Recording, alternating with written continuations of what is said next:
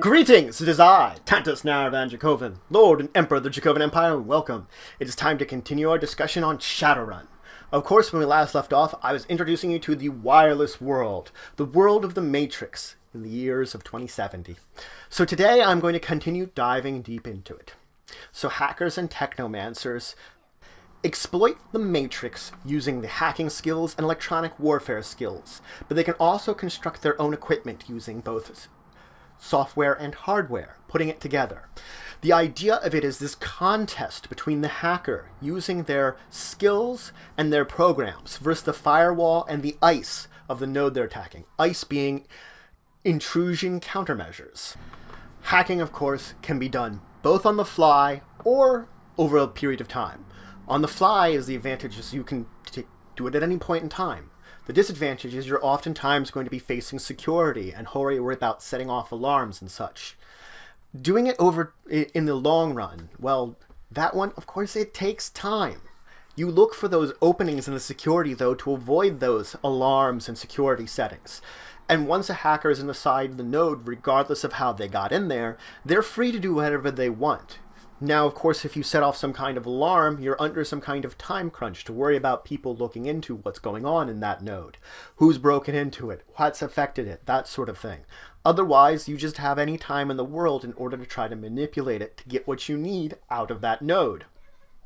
Now, when we talk about cyber combat, it's treated just like any other combat as an opposed test, traditionally using your cyber combat programs versus an icon in order to damage it. You're going to use your cyber combat skill plus your attack program versus the target's response plus firewall. Now let's talk about rigging. Rigging is manipulation of something like a vehicle or a drone using your ability as a hacker, effectively your mind. Traditionally nowadays it's more or less done with drones, that you can use these drones in order to get information, to fight for you, that sort of thing. There are riggers that will fully dive into them, effectively possessing them similar to a ghost, using their bodies, the drone's bodies as their own, and the senses or their sensors as their own senses. Now, granted, this is a full immersion technique that not all of them do, but you can necessarily do that if you need to if you're a rigger. And of course, rigging more traditionally worked on vehicles, and it still can be used today. It's just it's less popular than it used to be. Now let's talk about altered reality. Unlike when you're fully diving into the Matrix, which works almost like a parallel digital world, very similar to the astral plane, altered reality allows you to overlay parts of the Matrix without actually leaving into another world. You're able to overlay this information in ways that you can process, using your comlink as a port into you for the data of the Matrix, which is all around you in a wireless world. Effectively, you can use things like SimiSense or other modules to grant yourself senses and sensory information about what's going on in the Matrix, overlaying it with your own world. Now, these senses are individually tailored to you. Whichever senses you have are what kind of information you're being granted by the Matrix. You're going to be separate from everyone else. If we're using visual senses, the traditional altered reality, AR senses, is going to be something like an arrow. It's the most basic one. But when you're diving deeper into it, it's pertailed to you. You could have a favorite shop, and before you would even enter into that favorite shop, they'd be pertailing what kind of information you want to know to you, so that when you get there, you're supplying you with a list of items that you might be interested in based upon your shopping there previously, or that sort of thing. You could check out a menu without actually even walking in there. These arrows that you might see would be overlaid with all this information that you could get there. Now, unfortunately, this means you can enter into areas that have a lot of visual diarrhea is the best way to say it. Areas filled with information being overloaded into it. Oftentimes, places like tourist traps or red light districts will have a lot of this information, and you are actually able to filter and use it as best you can.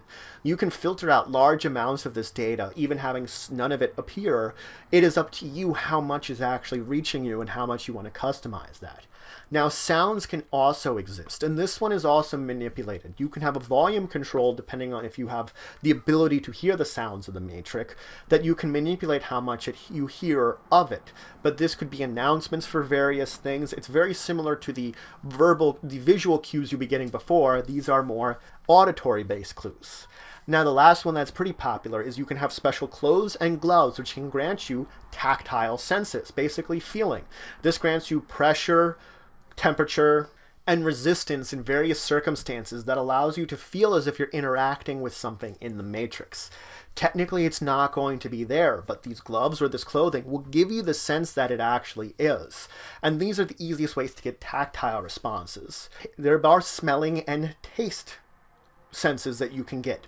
Traditionally, these are done through cyberware that you can get installed in you, and these tend to be less popular, but they do exist out there for someone that wants to experience the tastes and smells of the Matrix.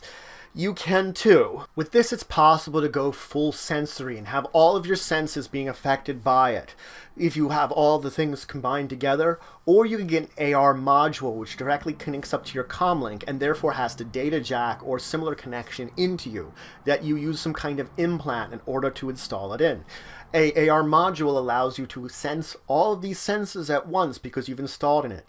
This also includes emotions that you can even add in, that you can feel the emotions or experience the emotions of another.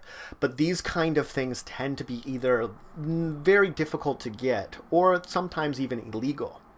Now, the full mesh node networks that exist are extremely powerful within urban areas. They are the places that the Matrix is the strongest with their wireless signals. But you can get into areas called feral zones, where either the technology is outdated, they don't have enough equipment, or for various other reasons, the network there doesn't exist well. Now, you can find two types of areas there, static zones and dead zones. Static zones are areas with intermittent connections to the Matrix. Traditionally, you're going to assume that, like criminal organizations, gangs, groups that might live within these urban areas may have their own networks that they're setting up in order for them to connect to the Matrix.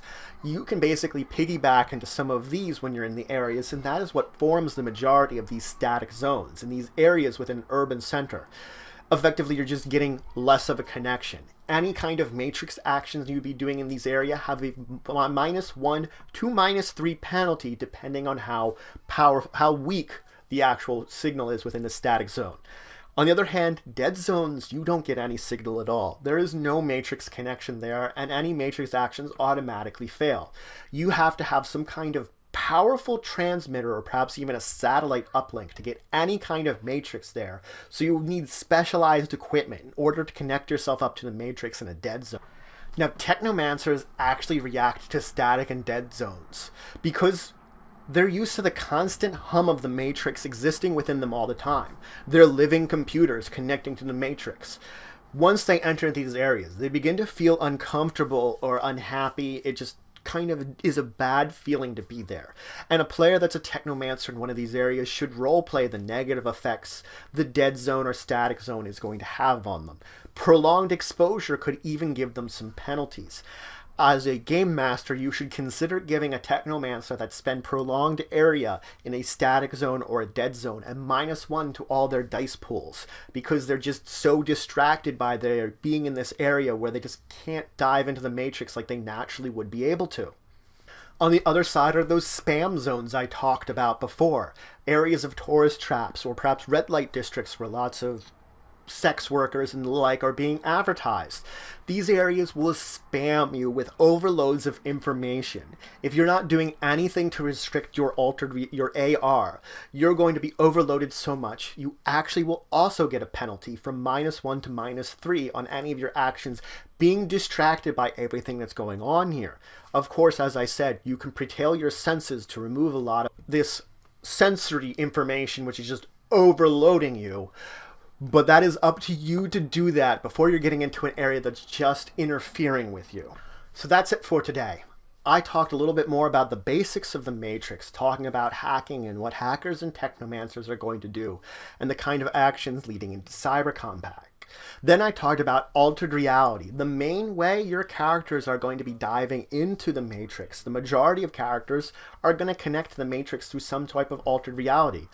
Everybody pretty much does it.